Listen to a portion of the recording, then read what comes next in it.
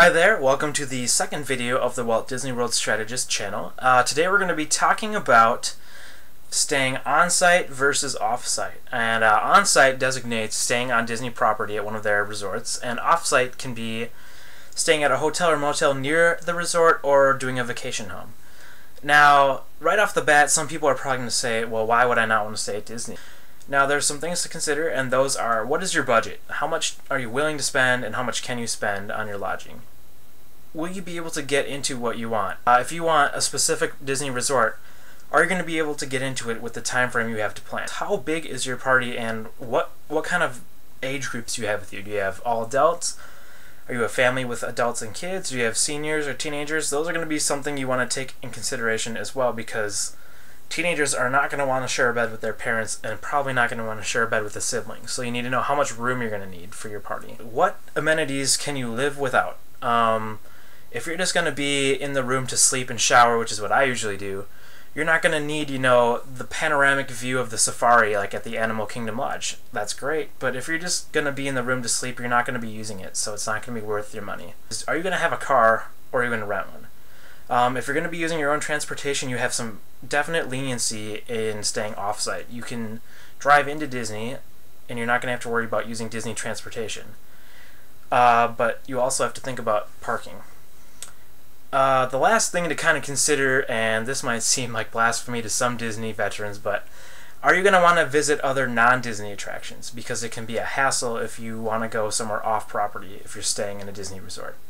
So let's go into kind of some pluses and minuses to both situations, staying on-site versus off-site. With the advantages to staying off-site, some of the advantages to that are going to be you can get discounts to non-Disney attractions. You usually get a bigger room or more floor space for less money than you would at Disney, or an equal price. It's easier to book those rooms last minute, that's in theory. I mean, if you're going on a holiday time, it's going to definitely be harder to do last minute. But you can have better luck and better deals if you have to plan last minute with an off-site hotel. You have easier access to stuff outside the world. Now, this might be a little bit controversial for some people, but it offers an escape from the constant Disney theming.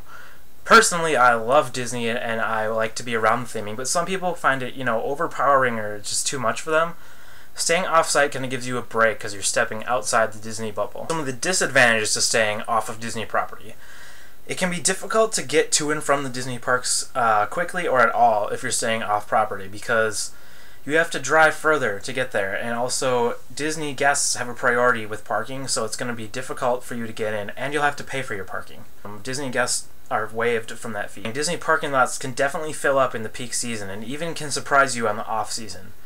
And that's going to prevent you from being able to get in the park if you can't park there. But you're going to have to get up earlier to get to Disney if you want to make it to Rope Drop, because you're not in the world and you have to travel further. The same goes for you have to stay up later because you have to travel from Disney back to your bed. The quality of the motels and hotels outside of Disney World can definitely greatly vary.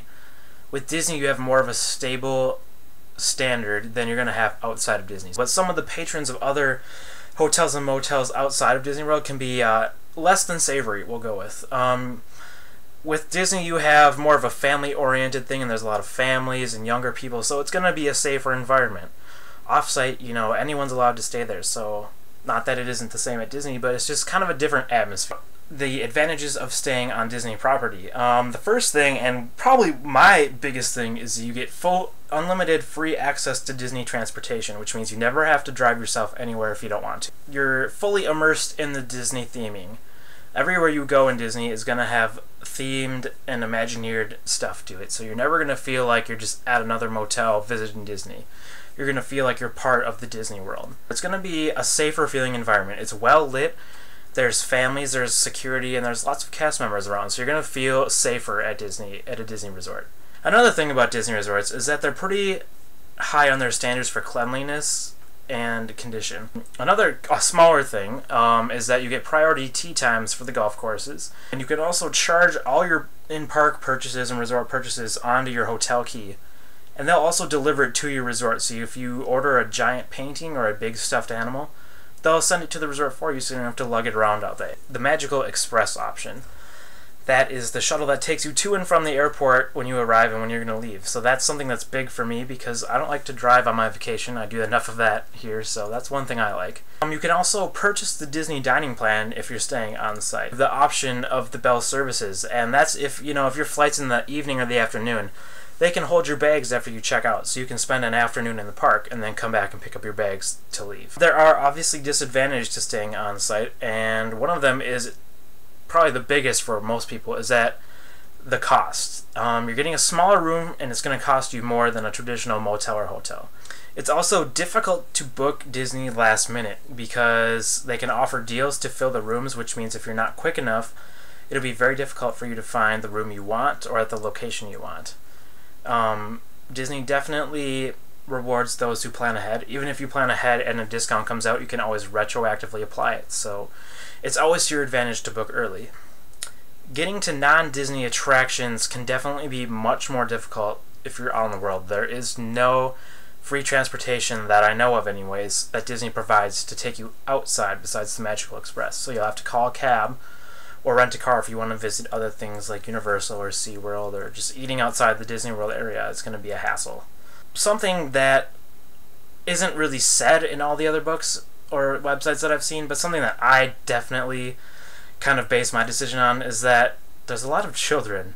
And I don't have any children of my own, but I know children like to make noise. So if you're someone like me who values their sleep very much, this is something that you got to take into consideration. It's just something to think about. It's noisier at a Disney resort because you have more children and young people. Another disadvantage that kind of ties into the advantage column also is Disney transportation can sometimes be unreliable.